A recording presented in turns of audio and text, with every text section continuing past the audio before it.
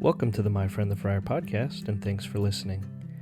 If you like My Friend the Friar and want to support us, please consider subscribing or following us if you haven't already done so. And if you found us on YouTube, then don't forget to click the notification bell when you subscribe so you'll be notified of new episodes when they release.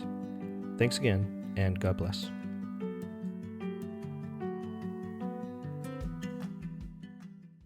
Welcome to the podcast, and thanks for joining us. And we are your hosts. I am Father Stephen Sanchez, a Discalced Carmelite priest. And I am John Lee, a cradle Catholic. And today, we're going to be sharing with y'all about us. We're just going to be talking and chatting and revealing ourselves to y'all so you can have an idea of who we are and why we're doing this. How's that sound? So welcome. Yes, I like that. Well, cool. Do you want to go first, or do you want me to go first? You go first. All right, so we're going to do this like an interview. Interview first date style, right? Okay. I don't have anything to drink or eat, but that's fine. So, and some of this I already know, but it's for our audience, right? So, Father Stephen, where were you born, and where did you grow up? I was born and raised in San Antonio, Texas. I lived in San Antonio, Texas up until I was 18. Then I had an adventurous year in New York, came back from New York to San Antonio, and lived in San Antonio up until my mid to late 20s. So, and then I went to Little Rock for my novitiate in Arkansas. So that was the furthest north I've ever been in the United States to live for a while. Yeah. Did you have any pets growing up? Yes, I had a mutt. It was probably a terrier pit bull mix. Spot. And I had him for 15 years. Spot. Oh, Spot. Spotty. Spot. I called him Spotty. Was your only pet? Growing up, yes. He was given to my mom while my mom was pregnant with me, so he was a puppy. So we grew up together. And so he died when I was 15. So that was crushing. That just devastated me to lose him when I was 15. Oh, I bet. It sounds so Americana, right? Like something you'd see in a movie. What's the like Sandlot Old or Yeller. something like that? Yeah. How funny. Yeah. Do you have any favorite foods? Ooh, yes. My friends call me a foodie. I don't know if that's a correct description of who I am. I do like food. I do appreciate food. I'm not a food snob, but I do like good food. And so growing up in San Antonio, being a Hispanic family, most of the food, of course, was Mexican or Latin American. So it was delicious stuff that I grew up with. My mom was a great cook. My dad was a great cook. My aunt was a great cook. So I was just surrounded by good food. All right. Any favorites? Any particular favorite? I loved my dad's flour tortillas. I loved my mom's baking. I loved my mom's menudo and enchiladas. Stuff like that. Yeah. Okay. Just there's nothing better than a good pot of pinto beans and flour tortillas. Yeah. That is ultimate comfort food for me. Yeah, we eat a lot of beans in this house, so I feel you. It's good stuff. Hobbies. Do you have any hobbies? Presently, I would say that my hobbies is mostly leisure reading. I do a lot of reading, do a lot of walking around on the property that we have here outside of Little Rock. Yeah, I think I don't really have any active hobbies for a while. I did drawing, and I did pastels, soft pastels, oil pastels. I couldn't do oils. My perfectionism wouldn't let me do oils. So, yeah. that didn't work out so well for me. You a Bob Ross fan? Yes. The happy little clouds and happy little trees. Yes. Yes. Yeah. I Okay. was envious that he could do that because my perfectionism wouldn't allow me to do that. I don't know how to do wet on wet. So okay. Yeah. Okay. If you could be something other than a priest, what would you do? Ooh, that's a good question. Something other than a priest, what could I do? What would I do? Well, originally, I began my academic career as a pre-med student because I was going to be a psychiatrist. So I would probably go back into psychology and psychiatry. That's what I would do to help people in that area.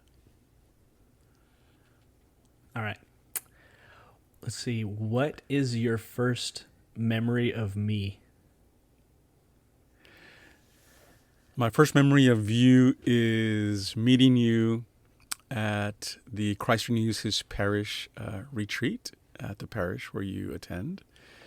And I remember your wonderful, beautiful long beard is what I remember. That beard was huge. Yes, it was. That's funny. How long have you been a priest? Okay, I was ordained in 1992, so that was a while back. I was ordained in San Antonio at the Basilica of St. Therese.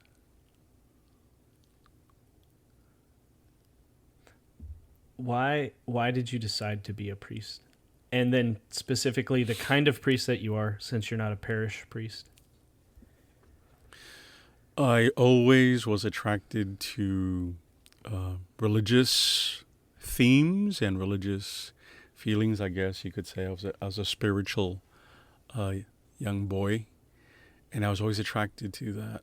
The first time I saw a picture, it was a picture of St. Francis. I didn't know it was St. Francis. There's a picture of St. Francis in our encyclopedia, and it's him in a cave, kneeling in front of a crucifix and a skull on the desk and a candle lit. And I didn't know who he was, but I knew he was giving himself to God. So I knew that's what I wanted to do. I wanted to do that, whatever that was. And it wasn't until later that I recognized and realized that it was, he was a religious, right? And again, I had always been attracted to the church and to religious stuff, and I've had some really good priests in my life, good religious sisters. I remember 2 parish priests in San Antonio at Christ the King. They're wonderful, wonderful, very fatherly, gentle men that were very loving and cared for us. So I was very impressed with that. And then I didn't realize that there was such a thing as a religious priest. I thought you either had to be religious or a priest. And then I discovered that there were religious priests. And then I started thinking about it. And then I got to high school. And then after I graduated from high school, I decided against it because I discovered the world, the flesh and the devil. Yeah. And then lived those years, my heathen years. And then I I came back because it was something that continued to gnaw at me, that consideration, right? And so then I decided I would have to come back, and God wouldn't leave me alone. He wouldn't leave me be at peace. So I decided I need to resolve this. So I started doing some research. I looked at the Servites, which was a religious order whose main charism is to spread the devotion to Our Lady of Sorrows. That's one of the things that they do. And then I looked at the Redemptorists, which is a missionary religious congregation. I looked at the Benedictines, which is a monastic religious order, because I said, yeah, something to think about. I looked at the diocese, the diocesan priests, because I figured I should. And then that's what I was considering. And then it wasn't until I went to the library in San Antonio and I went to go look at a book about El Greco entitled The Three Mystics. because I was fascinated by El Greco. I had really good liberal arts education at University of San Antonio when I began my career as a pre-med. So I went to go look at this book to read through this book, and it was the three mystics. And so the one mystic was El Greco, and then the other two mystics were Saint John of the Cross and Saint Teresa of Avila. And I went like, oh, who are these people? And then I started reading about them, and I got very interested. And then I started considering the religious order of the Discalced Carmelites. And then it was sort of the last kind of thing that I considered, the last religious group that I considered.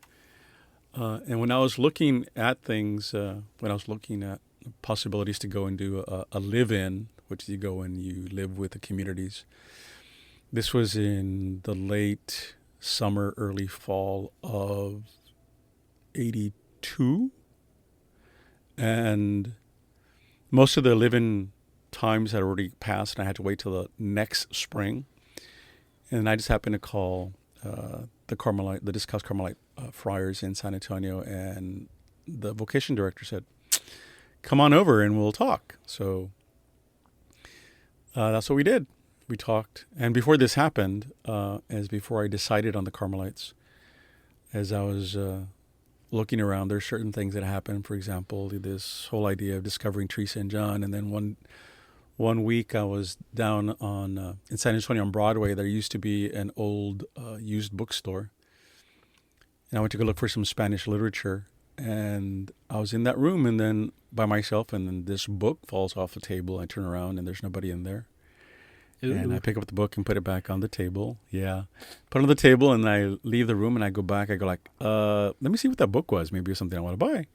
So I picked it up, and it was a book on Our Lady of Mount Carmel and the scapular miracles, or miracles attributed to the brown scapular of the order.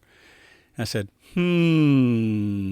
okay, so Carmelite. So then I started thinking about that, and that's when I decided I would reach out to the Carmelites, and that's how I wound up knowing them and giving up my version of what my life was going to be. I was going to be a filthy rich psychiatrist living on the north side of San Antonio in Balcones Heights. I already knew where I was going to live. Oh, yeah. I already had my plans. And then when I went for my live-in, I made a deal with God. I said, okay, so I said, you have 2 weeks. And if I'm not convinced in 2 weeks, then I don't want to be bothered anymore. I don't want to think about this anymore. I want to put this behind me. I want to go on with my life. And so... Did you know yet that you're not supposed to make deals with God? Or like test him like that because he wins? I've learned. So I tell people I'm still in my 2 weeks. So it's the longest 2 weeks of my life. So that's how I wound up with the Carmelites. That's great. What's the hardest part about being a priest? The hardest part about being I think probably I would say learning to maintain a proper distance, and that is to not be judgmental or condemnatory of people when they come to you in their different parts of their lives. You know, sometimes you're just exhausted and tired, and somebody comes up to you like, okay. So I have to listen, be patient. You know, there's something. Jesus is asking me to be present to this person, and so sometimes I think it's just the workload is the hardest part, and sometimes, I guess maybe even finding yourself in a situation where you're completely powerless and helpless, and all you can do is just be present. So that's very difficult. Yeah. So why did you decide to do this podcast?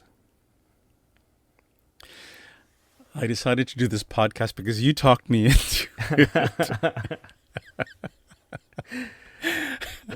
I'm doing this because of you, because I love you, and I esteem you, and I trust you. So I'm doing this because of you. Fair enough. Last thing, do you have any hopes that of anything coming from from this? So like I know why you did it, but like now why are you doing it? You know? Well, I think there's interest in the Catholic faith, not so much in terms of being, how should I say it,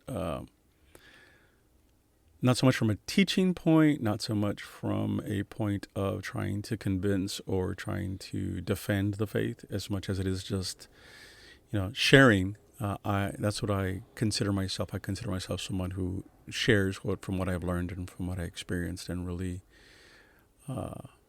give witness to the truth of the living God in Jesus Christ, and powerful instrument in lives if they allow that to be. So I believe that people would be interested in that there is a loving God in a broken world.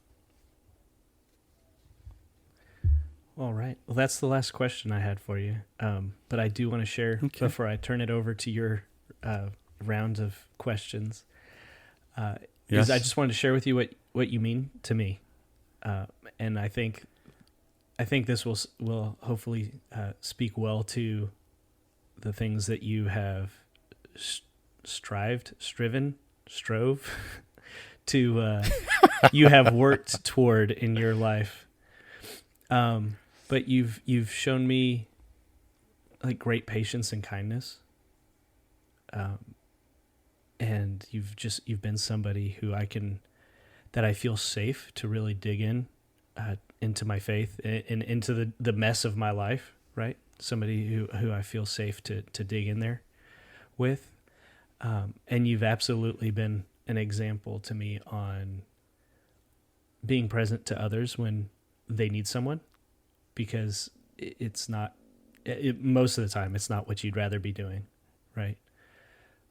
But it's just been such a model to me, and it's funny because as I was prepping for this, I'd written this down with my questions, the things that I wanted to make sure that I told you in this moment, and so I think it's great that is what I had written down, and those are the things that is hard for you, and that you've worked on, and that can't be anything other than God working on you, right? So you are a model of true friendship, sir, and I'm very grateful for you. Well, thank you very much. I am blessed with your presence in my life as well.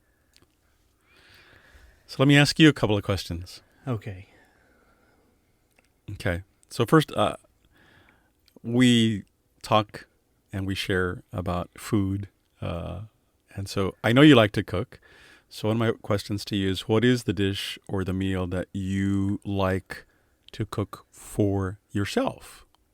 And after that, what is the dish that you would cook, dish or meal that you would cook for friends if they're different? So there is this great disparity in my life. I don't know where this comes from, but if left to my own devices, I will eat like cold spaghetti out of the fridge. Like I won't even be bothered to warm it up. You know what I mean? It's just pour a bowl of cereal. Such a bachelor. I know. It's just I want to just have a simple existence, I guess. Okay. But if I was going to make something for myself, it would probably be like a steak or something. I love meat. Okay. I'm a carnivore. So, and then for others, I love meat. So I would probably do something like barbecue or a roast or something where there's just a big slab of meat involved. And I don't know if that just speaks to some primal urge, right? To like, gather around the fire so we can, feast kind of thing. But something like that. And I like bread. I like cooking bread and not so much baking like cakes and stuff, but I like making tortillas and I like making just homemade bread. And so I would probably be meat and bread would be what I would like to serve other people. So what is the best dish that Betty makes for you? Oh, goodness. Oh. What's your favorite dish that Betty makes for you? It's such a hard question because she has this really strange ability that she's passed on to Sophia, in just throwing stuff into a pot and they don't measure anything and it just comes out really, really good. she loves making beans. Like I said earlier, we eat a lot of beans. Um, favorite? Oh And they're gosh, delicious too. yeah, So, it might be her beans because they're charo beans. So they've got like chicharron in it and all sorts of. Oh, mm, it's so good. Uh, but she just anything she cooks is just gonna be really tasty, especially stir fry because she'll get that reference. She thinks it's her one fail, but I ate all of it. okay. So I know that you originally came from Corpus Christi, Texas. Mm-hmm. If you could live anywhere in the world, where would you live? Probably not Corpus Christi. Um, not for. I loved the ocean. It was really cool growing up on the ocean. There's so much life down there, and really weird stuff lives in the water. So it was really exciting as a little kid to go digging around in the sand and just kind of seeing what kind of critters are out there. But I like the smell of dirt, right? And I like the sound of trees. And there's not a lot of dirt and trees down there. It's like sand and you know grass, kind of, or it's not even grass. It's like sticker burrs and stuff, right? Uh, so probably somewhere where there's some trees, maybe some mountains nearby, something like that. I don't think I have a Okay. specific location in mind, but I could see it Okay. in my mind's eye, so to speak. Okay. So, what is your favorite leisure time activity? What do you do for leisure? Oh goodness. I'd have to say right now my favorite leisure activity is one of two things. One is, and I'm absolutely not trying to paint myself weirdly here. I love to just sit and just exist, just in the silence, the stillness of nothing going on. Kind of looks like I'm staring at the wall, but just to kind of be alone with your thoughts is a nice thing. Especially in Yeah. today's everything is so busy and so loud. So sitting and doing nothing is very nice. But if I were going to do something, I'd have to say right now it's probably it would be playing video games. I very much like a good story, and so that's kind of if there's a game that I'd like to play, it's got to have a good story. It's got to tell me something. I don't want to just like I don't know shoot stuff or whatever the kids are playing these days. I want to have something with the story because I do like to read, but reading makes me sleepy, and so there's just a little bit more engagement. Kind of keeps me awake. Okay. So, could you tell me a little bit about how did you get from Corpus Christi to Dallas, and from Dallas to the parish where we met through Christ Renews Parish? Yeah, I went to Texas A&M. I first went to college to study architecture. Well, first I went to community college in Corpus because we didn't have a lot of money, and I wanted to try to explore things as financially, I don't know, cheap as I could, right, responsibly as I could.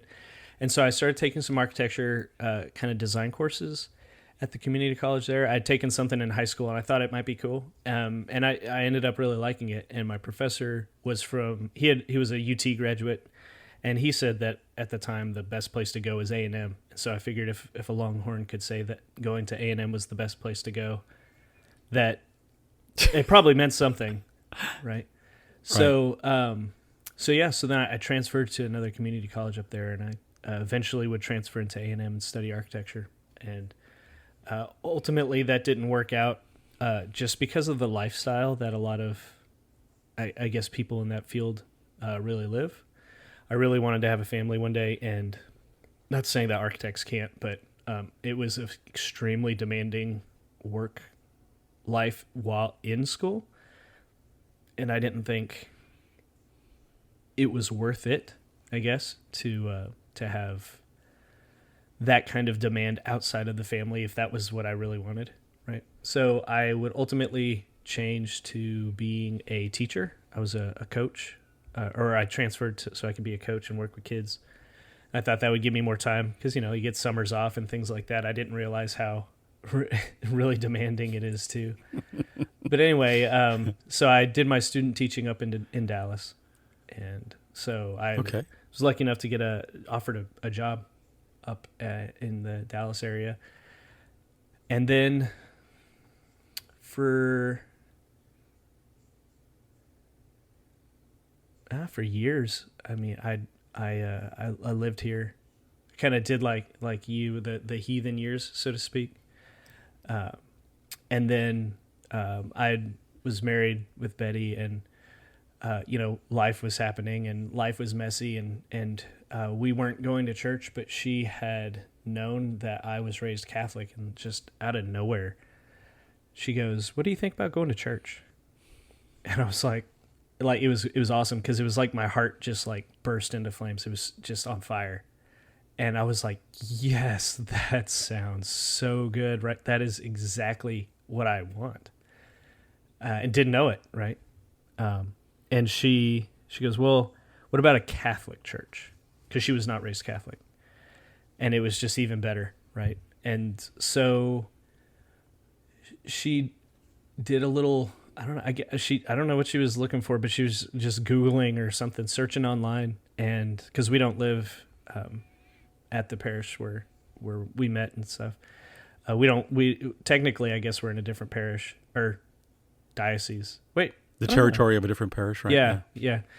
And so she was like, "Well, what about this church down in Coppell, St. Anne?" I was like, "Let's go. Why not? I don't know anything about it. Let's go." And so we went, and that was it, right? The rest is history.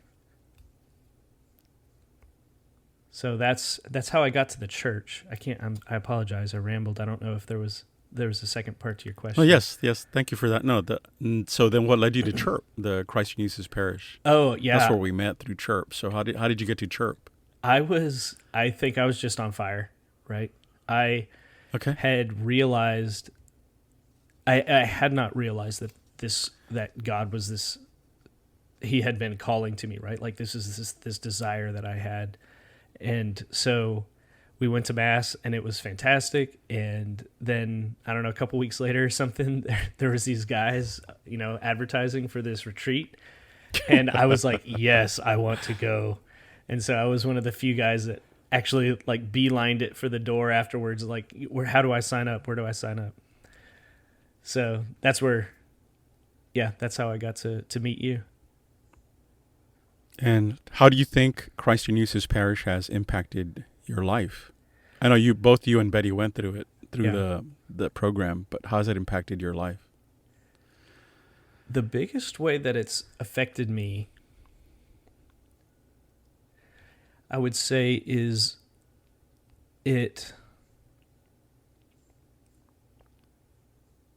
you realize when you're on retreat and you're actually, when you get to spend some time with the other guys, or I'm sure it's the same for the women, at least I hope it is, that you realize that you're just like them and they're just like you, and you're not alone in all the, garbage that you've kind of done in your life, that everyone has these struggles you lived through. And everyone's kind of gone through so many same, and of course, everyone has their own story. So sometimes it's something you can't relate to, but I'd say way more than 50% of the time, you're exactly like everyone else.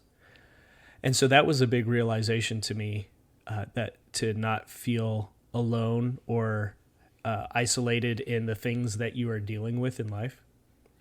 And so that was really big for me. But then it also showed me, I guess, what are the consequences of living your life around, in my case, other men who are really trying to be good men, right?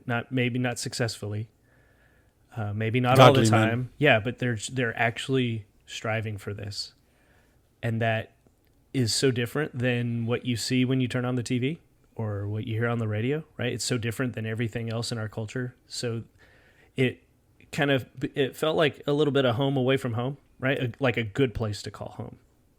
So I think those were the biggest kind of ways that it's changed my life, that community aspect of it, and to know that you're not alone in your life. Okay, thank you. We've spoken before, or we've talked before, you shared with me before about this inspiration that you've had burning in your heart. And we first talked about you wanting to reach out somehow through social media.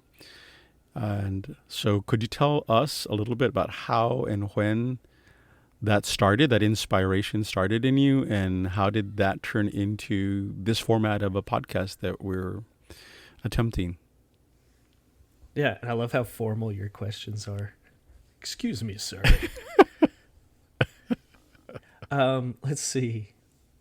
So it started. So I guess it kind of goes. It has to go back to the Christ Renews His Parish retreat, right? Because you have the opportunity to then go put on a retreat for more people in the future, right? And that kind of experience of giving, of helping bring somebody else into what I really think is relationship with Christ was very transformative as well. Okay. And so I was still teaching at the time. So I guess there's something about teaching, and maybe it kind of goes to fatherhood too, right? Like there's something I think, to me at least, in fatherhood, you're called to teach, right? To experience, go through some of those life experiences with your kids, right, and help guide them through that. So maybe it's kind of something that inward that calls me towards this, plus the fact that I was a teacher. But I was just, like I said, on fire. I wanted to share, right? Like God did amazing things in my life, and I can't fathom that anybody could know Jesus and not experience that same kind of love, right? And just not be like, yes, this is everything, right? It doesn't make sense in my brain. And so I wanted to share that somehow, right? And I didn't know, I don't know how to share it because I don't do social media. I don't have any accounts of anything.